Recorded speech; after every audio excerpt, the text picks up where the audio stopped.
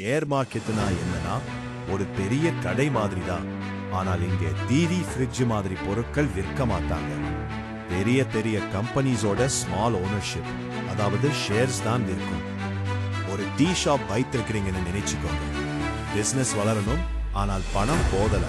அதனால் ஷாப்போட சிறிய பங்குகளை நண்பர்களுக்கு விற்கிறீங்க. அவர்கள் அதை ஷேர் வாங்கினா பார்ட் ஓனர் ஆகிறாங்க. இதே பெரிய அளவில் நடந்தா அதுதான் ஷேர் மார்க்கெட்.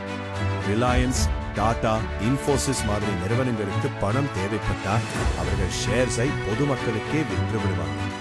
நாம் ஒரு ஷேர் வாங்கினாலே அந்த கம்பெனில நாமும் சின்ன பெர்சன்டேஜ் ஓனர்.